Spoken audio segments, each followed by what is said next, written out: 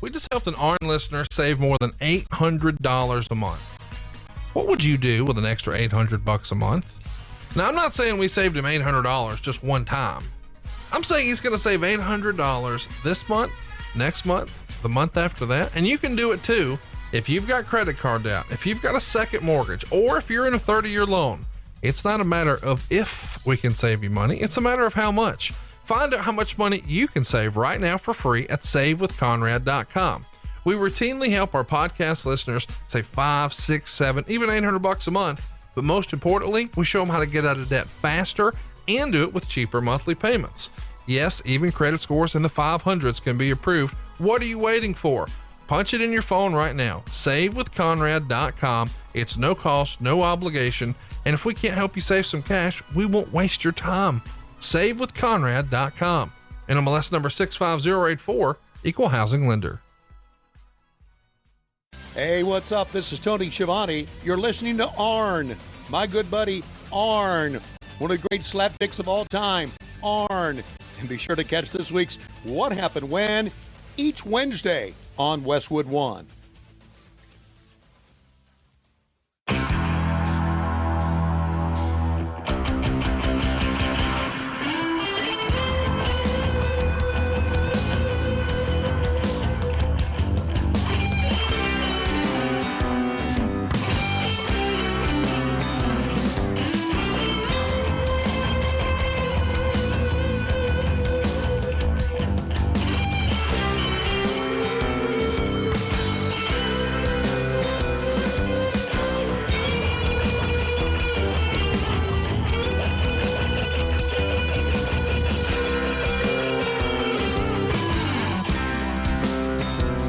Conrad Thompson, and you're listening to Arn right here on Westwood One. And of course, the host, the man of the hour, the founder of the Four Horsemen, the enforcer himself, the Hall of Famer, the Double A, the Arn Anderson. Arn, what's going on, man?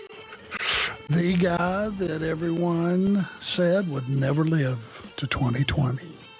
Not only did you live to 2020, you brought in the new year in style. It was announced, I guess, the day before Dynamite last week that Cody Rhodes had hired you as his personal coach or head coach for 2020. And man, there you were, front and center, AEW on TNT. What was it like to be back on TNT, back on TV? Well, it's tremendous. I mean, everybody's going, why? Well, why not?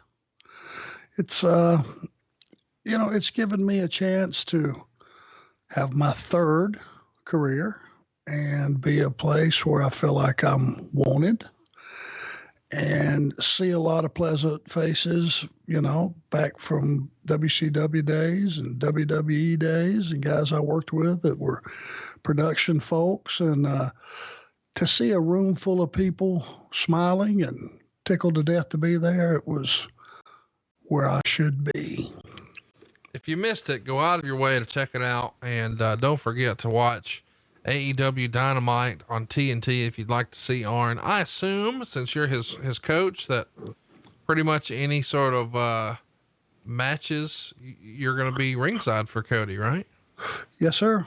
It's going to be a partnership. I'm going to just see. I mean, Cody has really gotten so much better, so much more mature in his thought process, in his wrestling ability as a businessman and all those things. And the company, that they're building over there, Tony Khan, we can't thank him and his family enough. And that talent that's just feels like they just came out of nowhere, and they're all pulling together and they're all busting their butts. And, at least for the next while, when you see Cody, you're going to see me. And I think we're going to have a very successful relationship.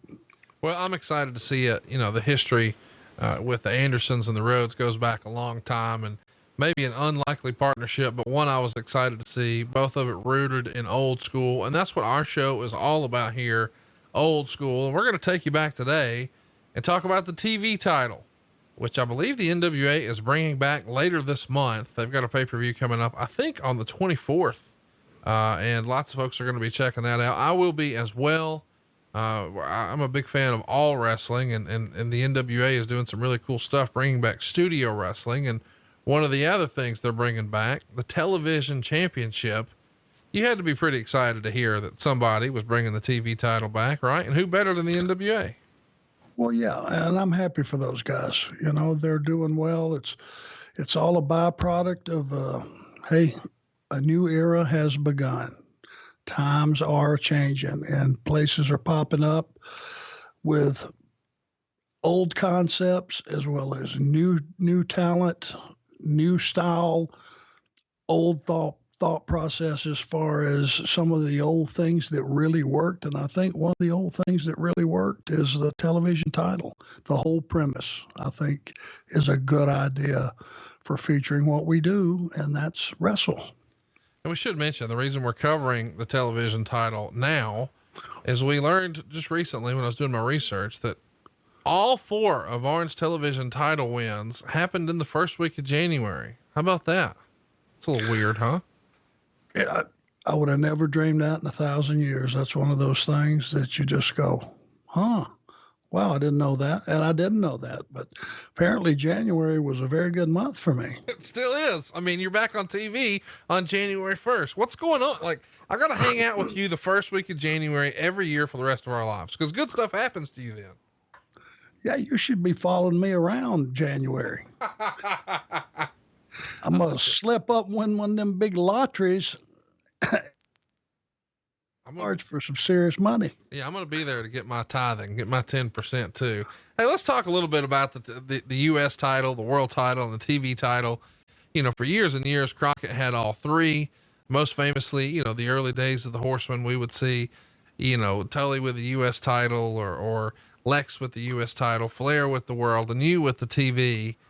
Talk about how the television title was supposed to be in execution different from those other belts. Well, when the world champion would be on tour, I guess we should address the U.S. title, and this is my understanding. When the champion was not in Carolinas working for Jim Crockett Promotions, the U.S. champion was the number 1 contender for that title when the champion came to town. Isn't that the way that worked? Yeah. So that was the top title. Now, the television belt was something that was going to be featured on television, and it started out with a 10-minute time limit. And if the champion did not get beat, he didn't have to win the match. He remained the television champion, and it morphed from 10 minutes to 20 minutes. Now you got a platform to put some top talent out there and matches you wouldn't normally see for a pretty good prize, the world television title. And same rules.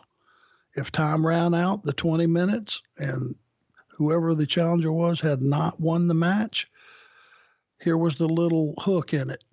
The champion, it was not a draw, was named the winner. So all he had to do was just survive the time limit. And that made for some pitch up and smear and mad scrambling and some urgency that last couple, 3 minutes. And that's what made it exciting.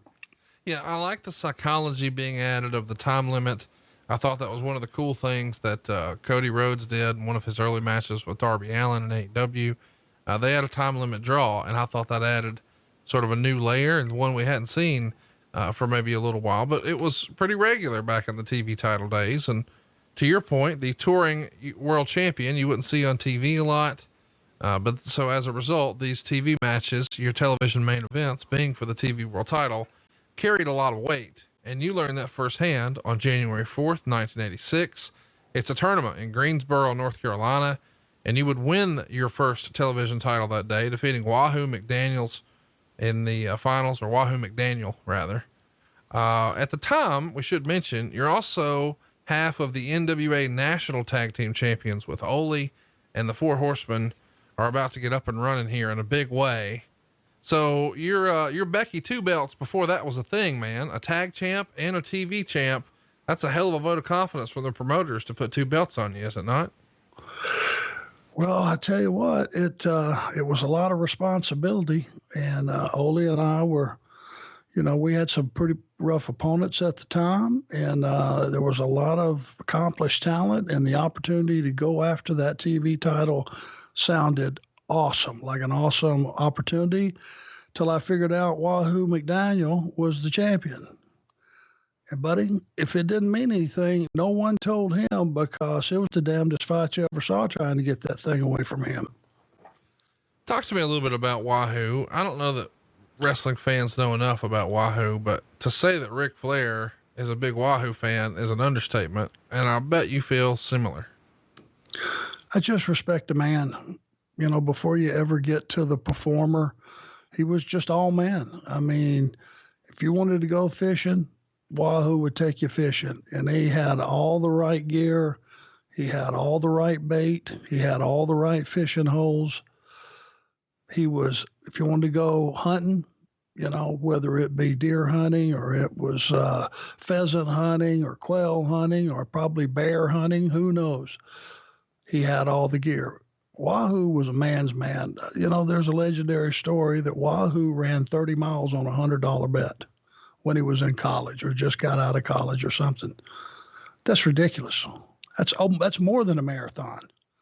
And I would imagine he was probably 230 pounds at the time. That's, you know, plus playing pro football, linebacker for the New York Jets and NFL. If all those accomplishments were not enough, Wahoo McDaniel was a man's man in this business, and everybody in that audience believed everything he did because he made you believe. And if you were his opponent, you were in for one hell of a fight, and he would push you and he would pull the best out of you. And win, lose, or draw, at the end of the night, you knew you were in a fight if you wrestled Wahoo McDaniel. So you'd get nothing but kudos and respect from me.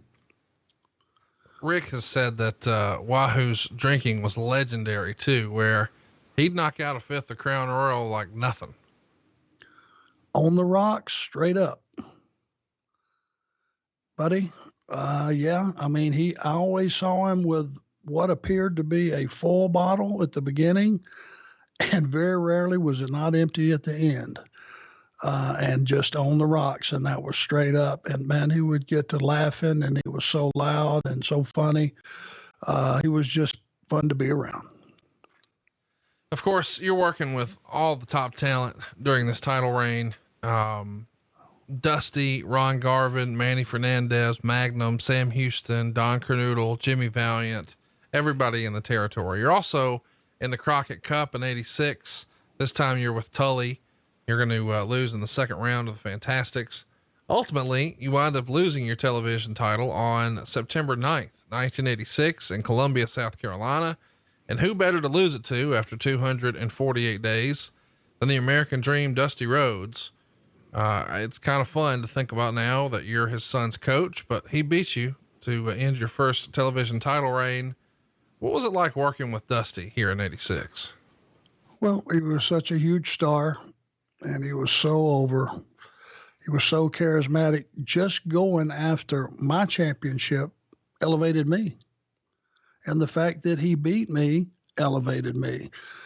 Rolling out of that ring after wrestling Dusty Rhodes for however length of time it was, 10, 15 minutes, and getting beat right in the middle was better than beating 25 other guys that were just middle of the road. I mean, he was the star, the top guy. He was the American Dream. And for him to want that championship, come after me and take that championship, in my mind, it just elevated me, and it also gave me fodder for promos and going forward, a chance to start plotting on how to get it back. So it gave me all kind of ammo. Let's talk about your next win. You win this one from the Great Muta in 1990. So after you lose the television title to Dusty in '86, a lot happens, of course. You even leave the company, go work for the World Wrestling Federation. But then when you come back, very quickly, you're put against the Great Muta. It's January 2nd, 1990 here in Gainesville, Georgia. It airs on the Power Hour. What's your thinking about the television title here to get it back so quickly? You know, obviously maybe the original plan was you were going to be with Tully and things are going to look a little differently. And even though the money may be different, you've got to feel pretty good about being put right back into the title picture, getting a win over the Great Muta. Well, yeah, I walked back into that angle with Buzz Sawyer, Muta, Dragon Master, Gary Hart. And I was wrestling those guys in six mans and tags and individually. The television champion was Muta. I don't think Muta was going out every single week and having a 20-minute match. I don't know the history before me, actually. But I do know that there had been so much water under the bridge and there was so many shenanigans that went on during my separation between Crockett and WCW that when I got a chance to wrestle for that TV title and Muta, I've watched it back a couple of times and he gave me a good match. And I think he worked very hard and he did things the right way. And I think at the time, those guys were being used well enough. I mean, anytime you had a match with Buzz Sawyer, you were in a bar fight. There's no other way around it. It was, you earned your money that day. So beating Muta for that title kind of put me back into a prominent position and a position to be on TV every week and let everyone know. You can't just assume everyone knows you're back from the WWF. Everybody don't watch every week. Things escape, information escapes people. They miss a week or two and God, when did he come back? But having that television title and being in a feature match every week, which I loved, I knew what it was going to do for me long term. I didn't know this far ahead we would be sitting here having the conversation about it, but it's one of those things that worked and it lasted and it gave me a chance to do, what I want to do, and that's just wrestle. Forget the politics and all the BS and all the social climate. I just wanted to wrestle, and that's what it provided me. Let's talk about how the television title maybe changed from the Crockett era to now the WCW era. Back in '86, when you win the belt the first time, are you getting a bigger payoff as a result of being the television champion? Are you featured more prominently as far as placement on the card or the posters? Is there more expected of you from a promotional aspect, or did anything change?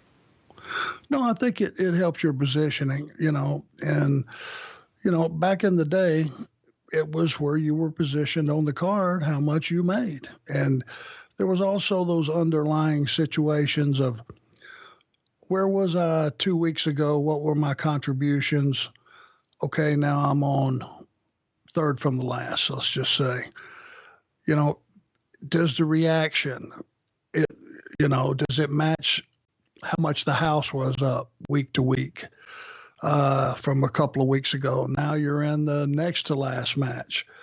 You're in a TV title. Your opponent is bigger. It was based, your payoff was pretty much based on where you were on the card, but sometimes, you could be a little lower on the card if the plans were for you a lot bigger than the guy that was after you. They just, for positioning reasons, had it backwards. You still made whatever the payoff guy had in mind for where you were going, not necessarily where you were on that night. But the next night, you could have been on last. It could have been me and Dusty somewhere for the television title on last. It just, your payoffs were commensurate with basically what their plans had for you. What changes now that you're back with WCW? Is it business as usual, or can you tell right away, well, this is a different regime? They're definitely going to handle this a little differently, or does that not affect the title at all? Well, I mean, you never knew who the boss was. There was bookers coming in and out, and they had a committee and all these different things at the very top. And then you would have someone come in as the booker and they would be there for a minute and then they were gone. And the executive for Turner would be, a name that you didn't know, much less a face you didn't know. Things were constantly changing. You didn't have the stability of, Crockett, and knowing Jim Crockett was the owner and the Crockett family were the owners of the company and they were the final word. You knew that Dusty was booking. And if you had an issue, you went and talked to Dusty. There was no one to go over, no one to go under. That was the guy you went and talked to clear the air. And those were very rare for me. I never had that conversation with him because, like I said, I didn't know you could say no. I didn't know you could have an opinion that was so far different from what the booker had that it was completely changed his plans. So, it wasn't that stable feeling that I'd had with Crockett and even Vince, for that matter, for a short time. You kind of knew where you were heading and things were looking good and it was progressing the right way. And you knew you were going to get to where you wanted to be ultimately, which is on top. Well, right after this, you're working a lot of six mans with Sting and Ole. Of course, you're part of the Horsemen here. You're going to have television title defenses against the Great Muta, Buzz Sawyer, Tommy Rich, Ricky Morton, Junkyard Dog, Paul Orndorff, and others. And then, of course, famously, you guys turn heel, kick Sting out of the group, and you wind up teaming with Rick in a lot of tag matches against Sting and various partners. It's a long title reign. You hold it for nearly the entire year of 1990 before losing it to Z-Man on December 4th, 1990 in Atlanta, Georgia. So having won it in Gainesville, you're going to drop it in Atlanta almost a year later. During this time, the belt was actually renamed. Instead of the NWA World Television title, it's now the WCW World Television title. This reigned 336 days, so longer than the first one. Quite a long run, but there's probably a bit of a difference losing the title to Dusty versus losing it to Z-Man, huh? Yeah. Oh yeah. Oh yeah. I had no problem with putting Tom over. Good looking guy. The word was they wanted to use him and they wanted to elevate him. And, that was my job. Even though I held on to that title, those incredible lengths of time that you just talked about. If you go back and watch every one of those matches, the scene was pretty much the same.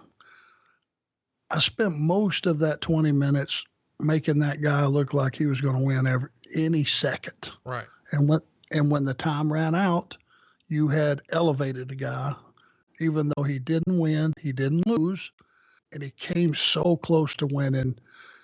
Done well with the right talent and the urgency and the mad scramble to get that pinfall as the time is running down, it made for an exciting scenario. And I think, Tom Zink was better the next day after beating me for the television title than he was the day before. And that was my goal. And I was fine with that. Well, that run, that Z-Man is going to start here, goes a whole 34 days. And you win the title back for the third time on January 7th, 1991. Again, another title change in Georgia. This time it's in Perry, Georgia.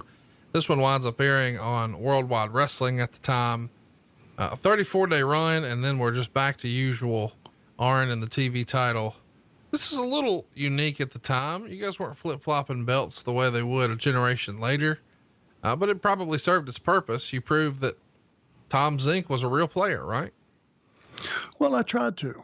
And, I don't know that Tom looked at that title as much as an asset as maybe it was a burden. It would be easy to do that. Guys that didn't like to work long matches and hard matches and all the time. If the pure wrestling aspect of the business wasn't kind of where you were centered, if you just wanted to be a big deal in your neighborhood, or you wanted to feel like you were a big star because you were on TV all the time, if you were, or you just were in it for the money or the notoriety or whatever the reason was, if you weren't dialed in to the purity of wrestling, unless that was your passion, guys like Tully Blanchard, Steven Regal, myself, guys that just love the bell-to-bell stuff. That's what you live for.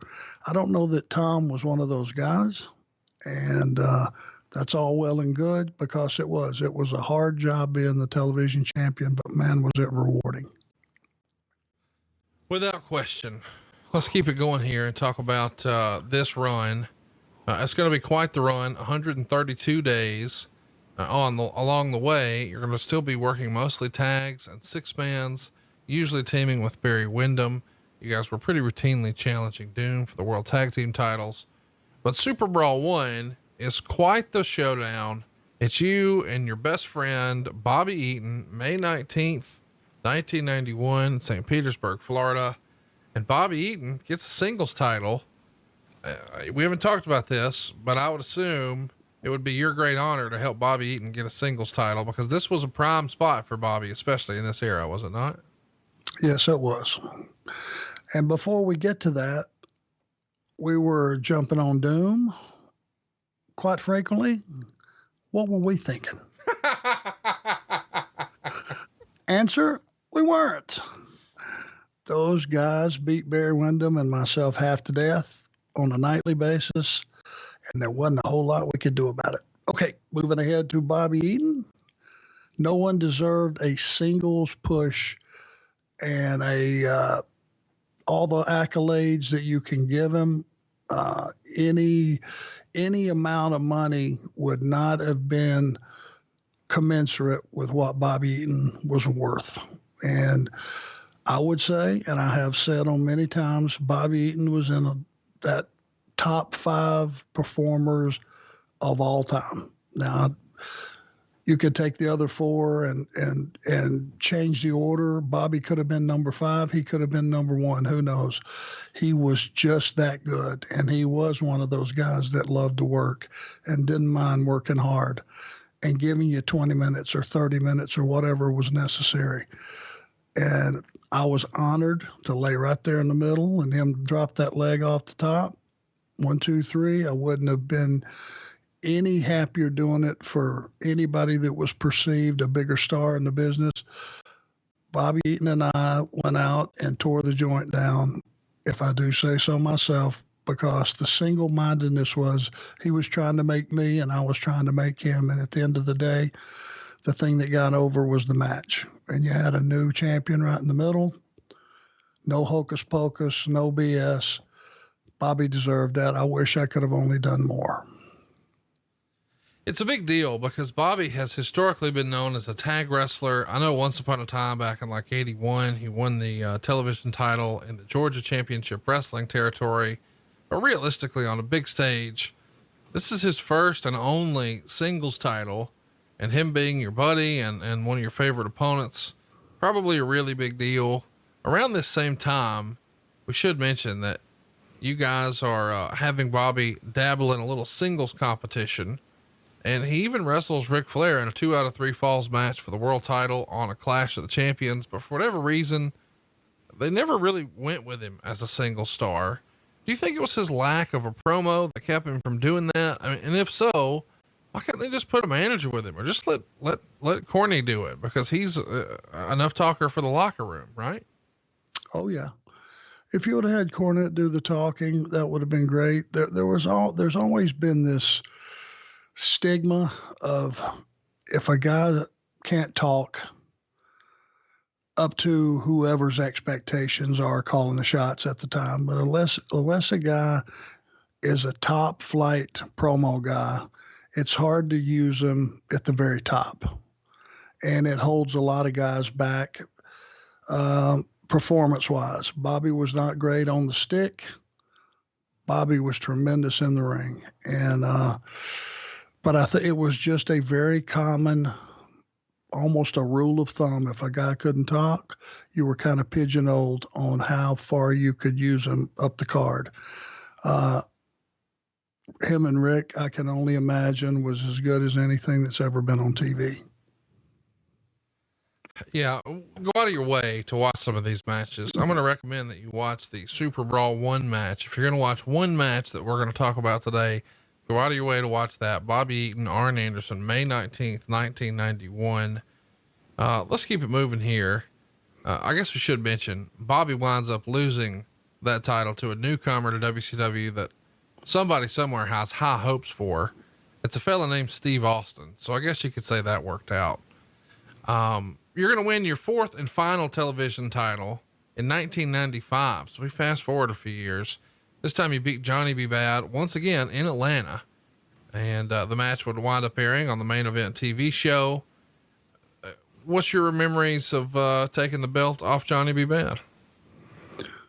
Well, he was getting used pretty well at the time, if I remember correctly. They had high hopes for him. He was a jacked up Little Richard, handsome guy, had a lot of charisma.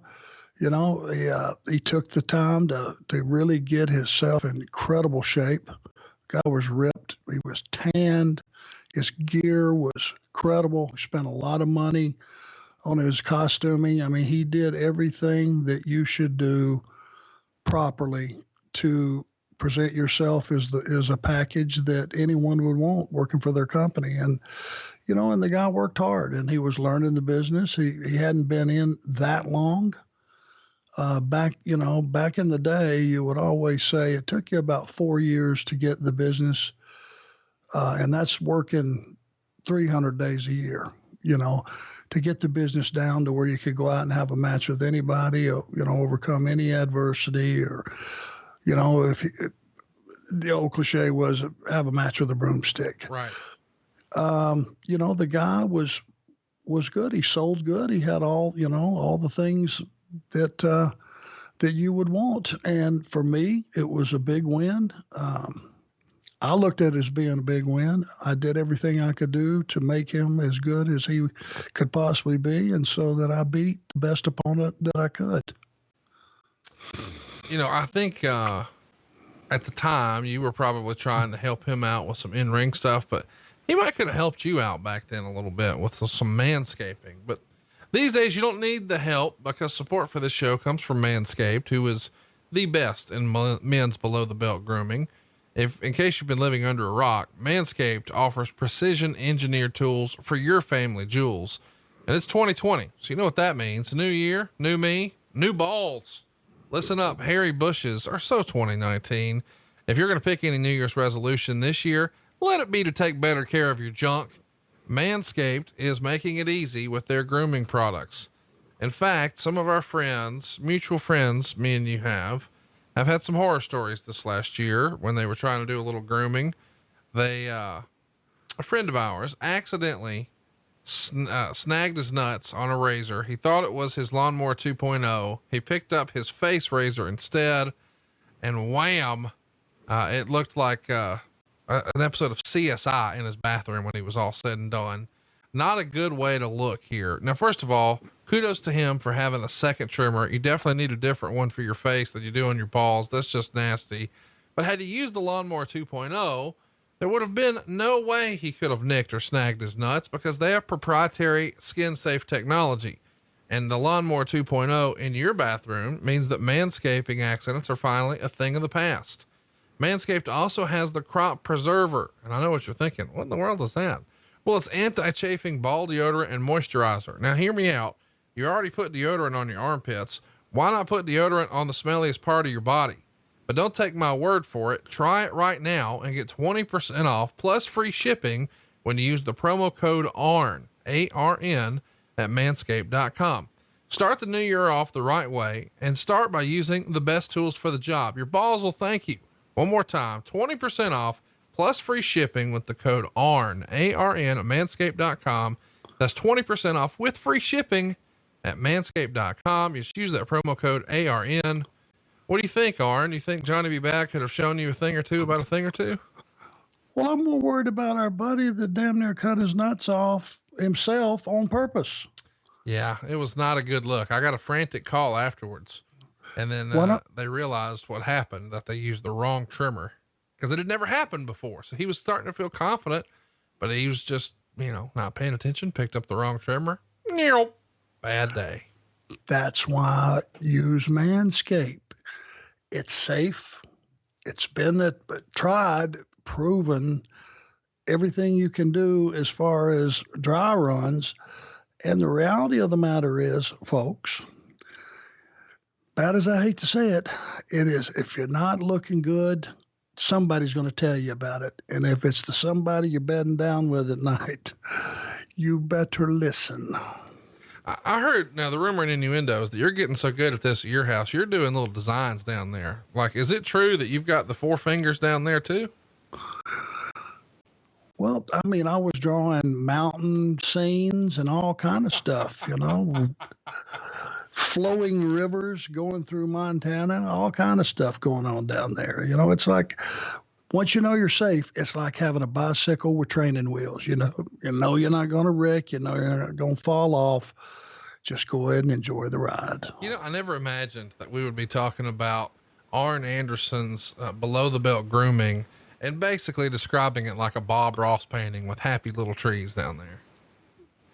Yeah. And there was some color, I put some color in there, some yellows and some pink and, All right. What are we doing here? Go to manscaped.com, use that promo code ARN. You're going to get 20% off plus free shipping. Arn's doing it. Everybody in the biz is doing it. You need to as well. Manscaped.com, use that promo code ARN. Let's talk about what you're doing after you beat Johnny B. Bad for the world's television title in January of 95. Lots of rematches, of course, but then you're going to start defending against Alex Wright on house shows and even at Slamboree 95. And you actually give him his first loss in WCW on that show. You would also have successful defenses against guys like Jim Duggan and of course Dustin Rhodes, before finally losing it to the Renegade, June 18th, 1995, Great American Bash. This reign ends at 91 days. Man, it feels like it's just a natural progression backwards here. We start with Dusty and then Muda and then Z-Man and then Johnny B. Bad and now Renegade. You're talking about working your way down the ladder of success. My God. Some of those names, Dustin Rhodes, what a pleasure, to work with all those guys. And I feel bad once you get the whole story about Renegade and find out, that the guy was brought in for what purpose and, with the illusion he was going to be the Ultimate Warrior and the promises that he was probably made and all the things he was told. And then everything caved in on him and he just had to be himself. He wasn't ready for that spot, very green. I mean,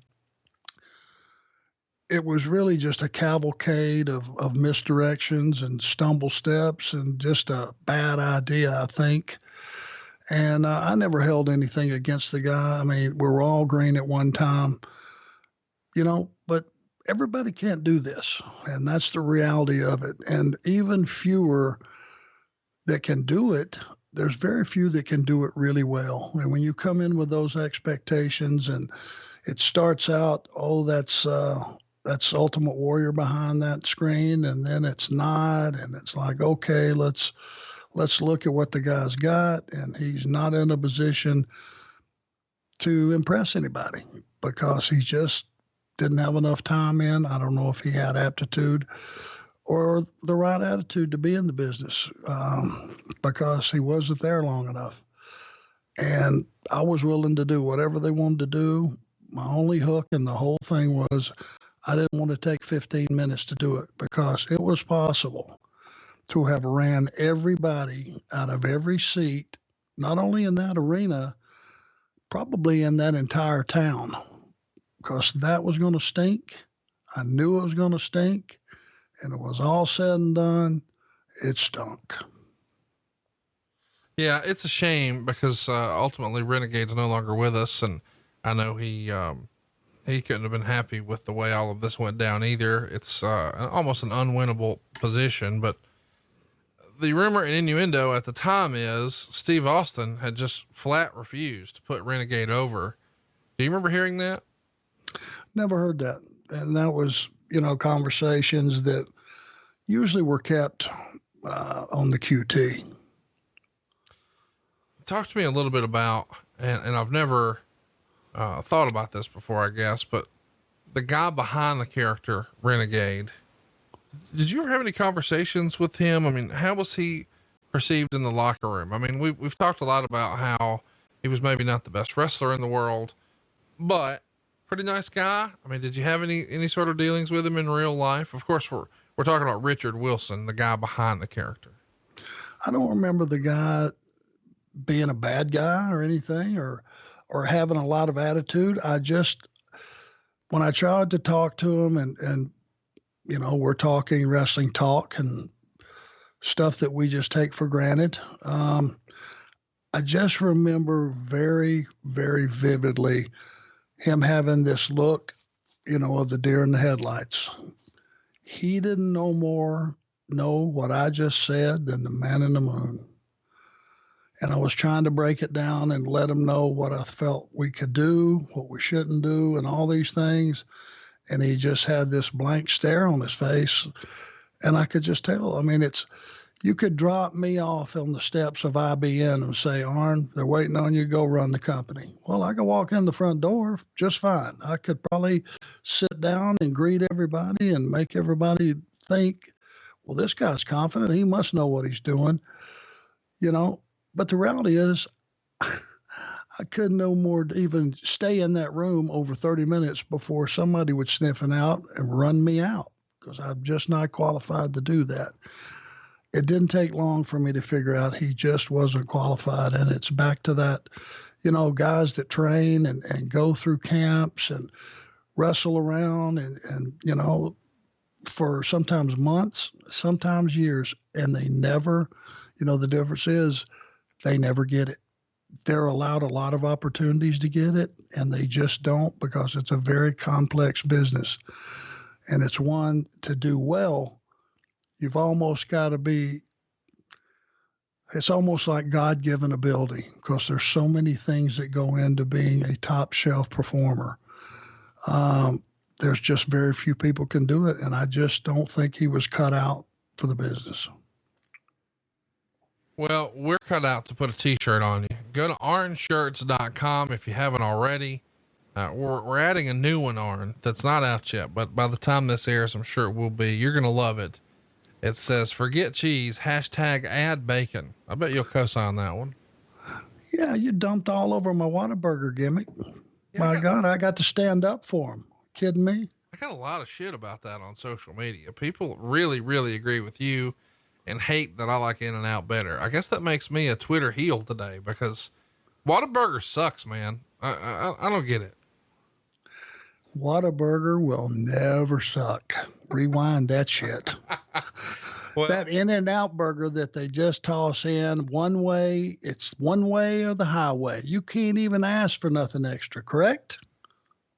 I don't even know. I've never deviated. I just get a double. Yeah. Well, hell, how creative is that? Let me give you another one. You got to pull through about 2:30 in the morning, double Whataburger, no cheese, add bacon. And it's 2:30 in the morning, so they got to be fresh. Get you a large onion ring. I ain't mad at it. Listen, he loves Whataburger, and we love the new shirt coming out. What a Wrestler. It looks like the Whataburger shirt. You got to go check it out. It's arnshirts.com. My new favorite one, though, is a classic old school shirt. It says Arn Anderson, the Enforcer, established 1982. Very classic shirt, cool shirt you can wear. Doesn't look like a wrestling shirt. If you're listening to me, you know what I'm talking about. Maybe the most inside baseball shirt we've got, though, is the Marty Lundy style shirt where it shows a disco ball shattering. And believe it or not, Disco Inferno went on Conan's podcast, Keep It at 100, a few weeks ago, and they played our clip where we talked about the famous moment where you slapped Glenn on the bus. And when it was all said and done, Disco says, yep, that's exactly what happened. That's rare in wrestling. There's always, this guy said this and that guy said this. It's telephone, telegram, tele-wrestler. But nope, Disco co-signed it. Go check it out. You got to see this shirt, arnshirts.com. And don't forget, that's arnshirts.com. Of course, Pro Wrestling Tees is caught up now with the holiday behind us, and you'll get your shirt quick again. So go check it out right now. And don't forget, by the way, to hit the subscribe button, leave us a 5-star review if you haven't already. Let's get back to the show, though. The television title, you are officially the person who's held it longer than anyone else in history. 877 days when you combine all 4 reigns. Ironically, second place is Tully Blanchard with 3 reigns, 685 days. I guess that's the reason that you've always felt like this was sort of your world title. It is the belt you're most closely associated with, right? Absolutely. And let me tell you, just hearing those numbers, And not knowing that was that way, I've never been prouder. I looked at that as my world championship. There was never a thought that went through my head was, why am I not the world champion? It's pretty obvious. I'm not a guy they can market. I'm not a body guy. I don't have the charisma of a lot of guys. I am the blue collar guy, and that's the blue collar championship, the world television title. And I took a lot of pride every single day, waking up, packing my bag, and laying that television title on the very top of that bag and carrying it with me through airports, to different towns, to everything imaginable, and walking through that curtain with that around my waist. I was never prouder, and I hope it's a legacy that people will, through time, will look at as being a positive, and maybe their goal will be to follow suit, which is whether the time limit is 10 minutes or 20 minutes or 30 minutes, make everyone that's in that audience think they're fixing to see something special, which is a title change. And that's the job of the television champion. And it's one that I thoroughly enjoyed. It is a special title, and we even have a Arn TV title shirt available, arnshirts.com. Let's get in the weeds for a minute though. But before we do, I want to talk about what you said there when you said it's pretty obvious you weren't, or why you weren't the world champion. And I guess in a conventional sense, when you think about maybe the year 1990 and how, one company's champion is Sting and the other company's champion is the Ultimate Warrior. So we've got, crazy hairstyles and crazy face painting and neon colors and over the top personalities as far as their character. Maybe I could get behind what you're saying, but when you go back and you look at the start of your career, how was early Arn Anderson any different from Harley Race or Dory Funk or some of the other NWA world champions at the time? I mean, you would have fit in like peas and carrots with those guys as the NWA world champion. Well, that's a tremendous honor to even throw my way, to be in the same sentence with the Funks, Harley Race, or any of those guys. And maybe if I would have been born 10 years earlier and could have been in that mix, I know I would have been honored. I would have been thrilled.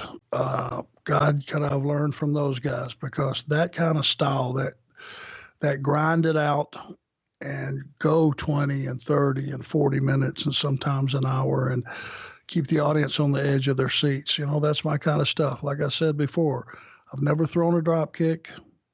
I don't do anything off the top. I damn sure ain't jumping off the top to the floor, which is, was starting to happen during my era. And we see where the businesses went now. It's like a bunch of world-class gymnasts out there. Some of the stuff these kids can do, male and female. But what could have been, might have been. I just know in the 90s, cosmetics, you had to have that cartoon character look bigger than life, like you just walked out of a television show that, not a wrestling show, something, superhero movie, a comic book. Yes. Sci-fi, yeah. Any of that, just something that you look at them and they don't look like a human being walking around. They look like a sci-fi character. That's what the deal was, and that's what it called for. And that wasn't me. Well, I'm just fascinated by that, because we've even talked about on Tony Schiavone's podcast, if you were a little older, to your point, if you were 10 years older, would you have been in the Flair spot? Because you were very much in the same vein of a traditional NWA world champion. And then Flair comes around and has a totally different presentation, from a guy like Harley Race to Ric Flair, the pomp and circumstance, the fancy robes, the shtick on the microphone with the suits and the blah, blah, blah. It was a different deal compared to the Jack Briscoes and the Dory Funks and the Harley Races. I felt like you would have just fit right in there. And it's a little weird that you are so self-deprecating about your career. And I get that that's part of the reason that people love the show here, is they feel like you're just open, honest, regular dude. But you've got to wonder sometimes, like, hey, what if? Because in a different, change of circumstance, just a little bit. I mean, I think people would be talking about you the way they talk about, Ric Flair or Jack Briscoe or Terry Funk, because here's the deal. People who really pay attention to wrestling do. They put you and Ricky Morton and Bobby Eaton and Ricky Steamboat in that same boat. I just wonder, if in a weird way, had you never bumped into Ric Flair, do you think life looks a little differently? No, because I think Ric Flair was born to be Ric Flair. He was destined to do exactly what he did for the business the entire time he's been in the business. That was his destiny. Did I get a rub off of that relationship? Absolutely, 100%. But I go back and I'm thinking, and it's funny.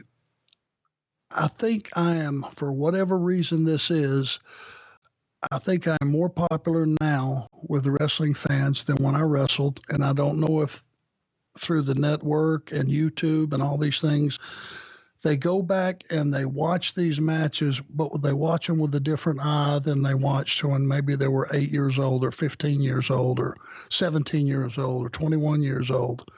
Now they're 40-year-old men or 45. And I know when I go to these, different signings and I have these guys come in with their dad, they're 40. They got their dad with them that's 65, and they got their son that's with them that's 6 years old. And they walk up and they're kind of all standing one in front of the other, and they're looking at me, and the 6-year-old throws up the 4 fingers. Yeah. You have no idea what a rush that is. How does a 6-year-old know? Well, the answer is he's been watching YouTube and he's been watching the network. And something that we did from that era, me included, grabbed him, or he would have just moved on. And then the dad starts telling me the story about being his age when his dad took him to the matches. And you've got the best thing that we could ever do or hope for in this business as a performer and an entertainer and a wrestler and all those things. For them to say, and I hear it a lot, almost exact quote, "You were a big part of my childhood. Thank you." That's all the reward I'll ever need, because that's real. And I believe them, and I look in their eyes, and a 35-year-old guy that brings his dad who's 55, and he says, "I just want you to know what you meant to my dad. He's a little bit shy and he won't tell you," but you hug the dad and he's crying.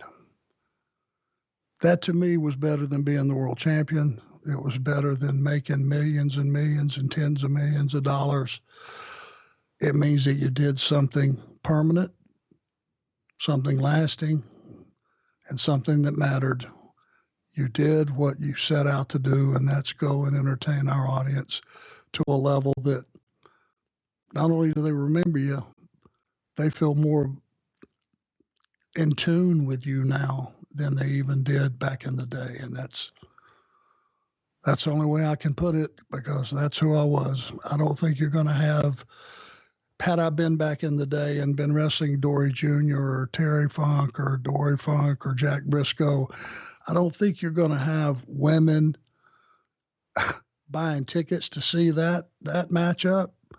You're going to see a bunch of hard-ass guys and real men that want to see a hell of a fight, and that's what you would have got. That didn't necessarily sell out arenas. So I don't know if I could have ever carried the world title. It'll always be speculation. It's nice to be thought of, and including you, Conrad, put in the same sentence with those names. I just think I have my spot in history, and I'm fine with that. Let me ask hypothetically, we've talked about this before. One of the reasons you wanted to get off the road with the WWF back in '89 is the crazy travel schedule. Had you been the NWA champion in the early '80s, that's back in the final days of the touring champ with all the different territories. Ultimately, it led Jack Briscoe to say, "Hey, enough of this. I'm done." Do you think that would have been a lifestyle for you, or would you have preferred not to? I'd have probably went till I dropped, because there's no feeling. I've said it before, and it's money can't buy it. Movie cameras can't give it to you. People around you saying it to you. a lot of people can dump about a bunch of positive stuff on you about what a big star you are. Hey, I love wrestling, yada, yada, yada. There is no second place for going through that curtain, having a game plan, taking your maestro stick out and moving that audience every way that you want to move them, right on command, have a finish to the story, and come back through that curtain knowing you're exhausted and you have exhausted the audience in a good way. And that's the reward, and that's the thing that I wished I could still do. Even at my age, if I could have a match and not disappoint everybody on not only this planet, but every other planet that's out there, God, what I wouldn't give just to have one more good 30-minute match, because that's why I was in it. Let's talk about the actual championships for a minute. There's lots of different versions of the television title. Jim Crockett in the NWA had it originally, or the one that I think people think is most synonymous with you is the red leather with the black backing, the 5-plate title. And then there would replace that with a black version and red backing. So just inversing the leather. And then they would replace it with, the one that most people, probably think about, Steven Regal with, in the WCW era. And then finally the squiggly line belt that, the Renegade had, and ultimately Jim Duggan found in a trash can, I think on Nitro. Of those 4 designs, would I be right in saying your favorite, the one that you think about when you think of that title, is the red one, the original? Yeah. Some reason I felt like that was mine. Don't ask me why, but you would be correct. We're on the same wavelength. We took to Twitter and said, hey, if you guys have a question about Arn's television title runs, fire off a question right here using hashtag Ask Arn. You can be a part of this process. Next week, we're going to go back to a Q&A. Go ask your question at the Arn Show and try to use hashtag Ask Arn. We'll look for your question next week. We'll go now to Jay Stovall. This is an interesting question. What was worse, working the Tower of Doom match at Uncensored 96 or losing the TV title to Renegade 95? Well, my friend, let me put it to you this way. I am scared of heights. I am slew-footed as any penguin on the planet, which means I'm not very sure-footed. Climbing to the top of that Tower of Doom was one of the most frightening things that's ever happened to me or that I've ever dreamed or imagined. And it can't scratch the surface from rolling out of that ring after wrestling the Renegade. Doug wants to know, other than Arn, who does he consider the greatest TV champ of all time? We've all sort of agreed that this belt is probably most synonymous with you. But do you remember thinking there was another great television champion? Tully. Yeah, I can see that one. Tully was tremendous. Steve Regal was tremendous.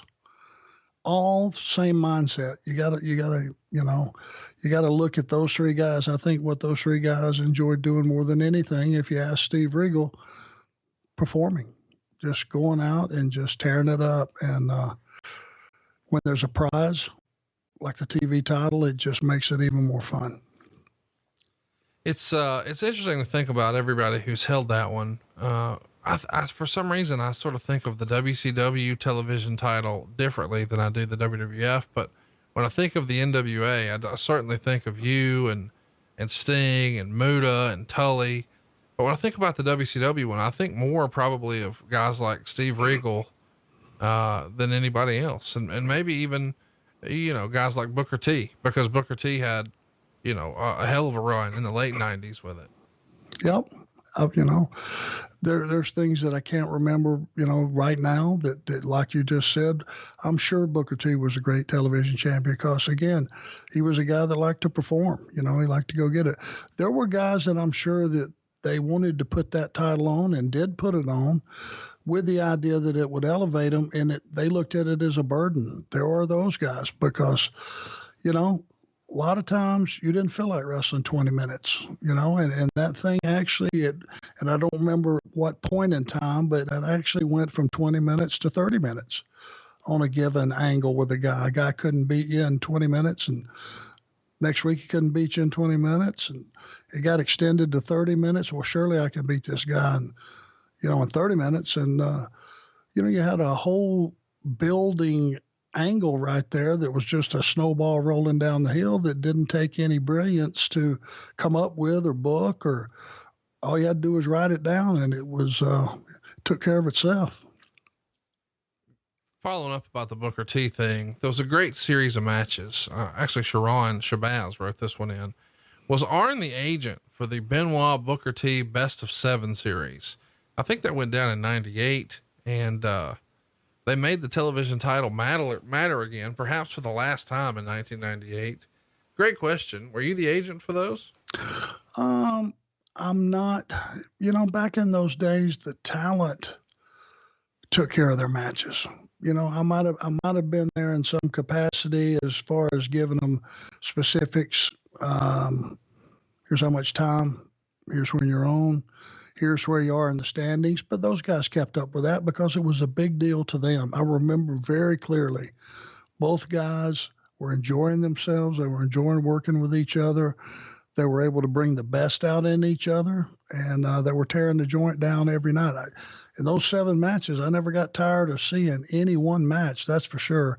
They diversified it up and made it different, made it fun to watch, made it interesting, and made for a lot of drama. Interesting question here that I've never really thought about before.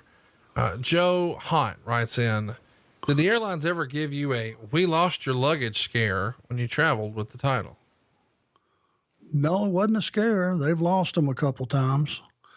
And all you can do, because here's my experience with it through seeing the other guys, and thank God, for me, it was only like 3 times they lost my bags. 1 time I got it back, 2 times I did not. So when it didn't show up, because we were moving to a different town every night in those days. So if your bag wasn't going to show up, you would say, well, listen, I got to leave tonight because I got a 300-mile drive. I'm going to be so-and-so. Here's where I'm going to be. Oh, no problem. When it gets here, we'll just forward it to where you are. Well, you spent the rest of that loop with that bag, they said, trying to play catch up. You never did get that bag. And I learned after the first situation, day 2, hey, you go to the mall and you just buy everything you need all over again for however many days you're out, because you ain't getting that bag. That was my experience. 1 time I got it back on like the 5th day, and they have no explanation why it took so long. And what are you going to do? It's their sandbox. You're just playing in it. They hold all the cards. You got to fly some shots. You can't drive them. It's hard to drive 2,000 miles. So, yeah, and it's horrifying. Not having any workout stuff, no change of clothes, no, toiletry bag, any of that stuff. That's why guys never checked the championships. You always carried it on, because you lose that, and now you are in a mess. Real quick question here from Dave Pearson. Did Arn get more pride out of being a tag champion or a TV champion? I think I know the answer. Both. I think, let me put it to you this way. What did you think the answer was going to be? I thought you'd say both. I didn't think you were going to pick one.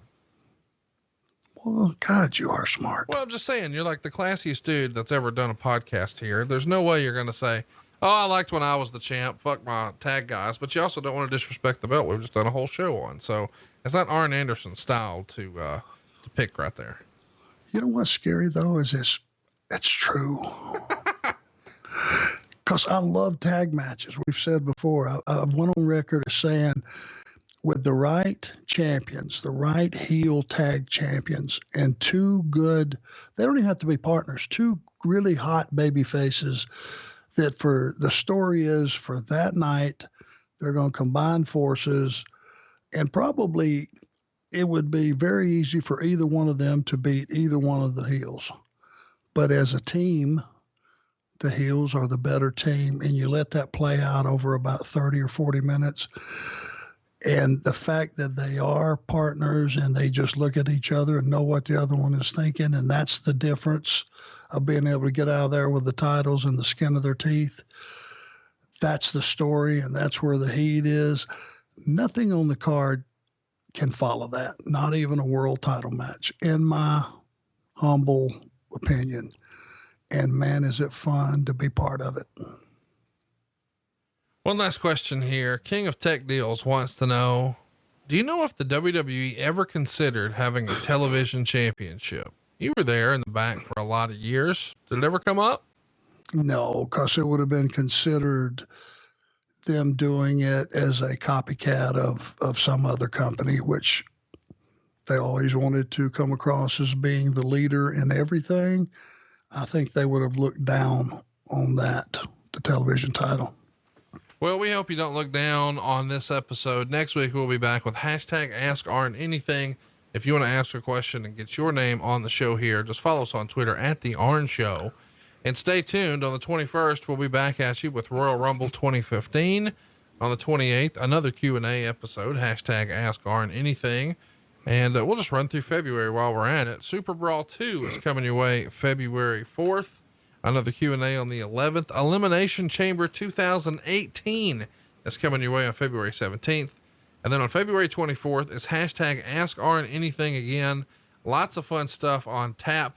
If you haven't already, hit the subscribe button. Leave us a 5-star review if you think we've earned it.